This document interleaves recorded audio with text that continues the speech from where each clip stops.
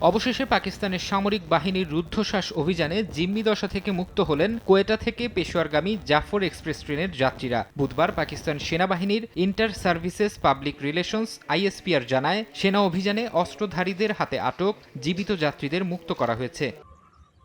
ISPR আরও জানায়, সেনা অভিযানে ৩০ জনের বেশি অস্ত্রধারী নিহত হয়েছে। তবে অভিযান শুরুর আগেই ছিনতাইকারীদের গুলিতে ট্রেনের বেশ কয়েকজন যাত্রী প্রাণ হারান। নিহত যাত্রীদের মধ্যে ছুটিতে থাকা বেশ কয়েকজন সেনা সদস্য ছিল বলে জানিয়েছে বিভিন্ন গণমাধ্যম। এছাড়া অভিযান চলাকালে অস্ত্রধারীদের হামলায় কয়েকজন সেনা সদস্য নিহত হয়েছেন বলে নিশ্চিত করেছে আইএসপিআর।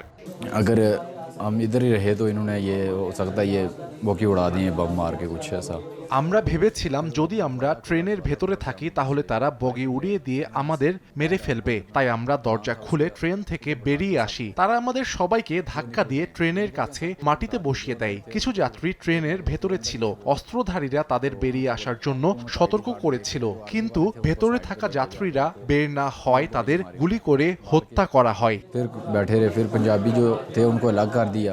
ঘটনার সূত্রপাত মঙ্গলবার। নিরাপত্তা বাহিনী বলছে, বেলুচিস্তানের বোলান এলাকার কাছে জাফর এক্সপ্রেস যাত্রীবাহী ট্রেনটির নিয়ন্ত্রণ নেয় সশস্ত্র একটি গোষ্ঠী। এ সময় তারা এলোপাতাড়ি গুলি ছুড়ে যাত্রীদের জিম্মি করে। ট্রেনটির ৯টি বগিতে ৪ শতাধিক যাত্রী ছিলেন। পরে এই হামলার দায় স্বীকার করে বেলুচিস্তান লিবারেশন আর্মি। ফারহাদ চৌধুরী, সময় সংবাদ।